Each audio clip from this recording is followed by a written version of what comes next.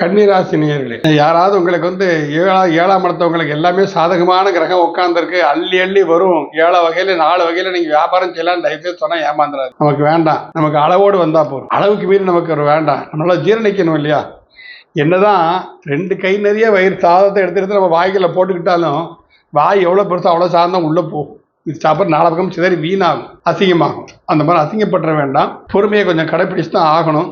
7ஆம் இடத்துல ராகு இருக்கிறது ஒரு வெளிநாட்டு யோகத்தை கண்டிப்பாக கொடுக்க சான்ஸ் இருக்குது. ஏன்னா 9ஆம் அதிபதி பாக்கியாதிபதியும் 10ஆம் அதிபதியும் 9, 10 கூடியவர்கள் 2 பேருமே அங்கே உட்காந்துருக்கிறாங்க. பாக்கிய உன்னதி கண்டிப்பாக கிடைக்கும். வெளிநாடு செய்யக்கூடிய யோகங்கள்லாம் கண்டிப்பாக இருக்குது, உங்களுக்கு இல்லாமல் இல்லை.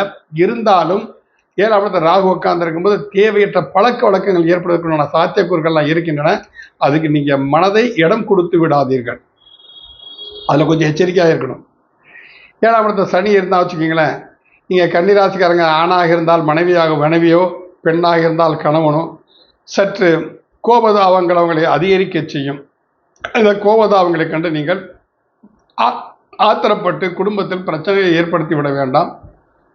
லாபாதிபதி குடும்பஸ்தானத்தில் இருப்பது ஒரு அற்புத நற்பலன்களை தரும். சுற்றுலா செல்வதற்குண்டான மனோநிலை ஏற்படும். கேளிக்கைகளின் மனம் லகிக்கும். குழந்தைகள் விஷயத்திலும் நல்லபடியாக திருப்திகரமாக இருக்குன்னு 5ஆம் அதிபதி 7ல் உட்கார்ந்துருக்கிறார். குழந்தைகள் விஷயத்திலும் திருப்திகரமான அமைப்பு இந்த கன்னிராசிக்காரர்களுக்கு கண்டிப்பாக ஏற்படும். பயப்பட வேண்டிய அவசியம் கிடையாது. விரையாதிபதி தான் சூரியன் 8ல் உட்கார்ந்துருக்கிறாரு. இப்போ உங்கள் ராசிக்கு 9ஆம் இடத்துல இருந்துக்கிட்டு குரு பகவான் மே 14 வரை உங்கள் ராசியை பார்ப்பது நல்ல விஷயம். முயற்சி ஸ்தானத்தை பார்ப்பதை எடுக்கக்கூடிய முயற்சிகள் எல்லாம் வெற்றி தரக்கூடிய விஷயமாக அமையும். அதுவும் ஒரு அற்புதமான விஷயம். உங்கள் 5ஆம் இடத்தையும் அந்த குரு பகவான் பார்ப்பதால் குழந்தைகள் கல்வி கேள்வியை சிறந்து விளங்குவார்கள். நிச்சயமாக கன்னிராசிக்காரர்கள் குழந்தைகள் கல்வி கேள்வியை சிறந்து விளங்குவார்கள். அவர்களுக்கு மேற்படிப்பிற்கான ஒரு நல்ல அமைப்பு ஏற்படும். அந்த மேற்படிப்பு அவங்க படிக்கணுங்கிற யோகம் அவங்க வர்றதுனாலே உங்களோட பொருளாதாரம் முன்னேற்றம் அடையும். யோசிக்கணும் இல்லையா?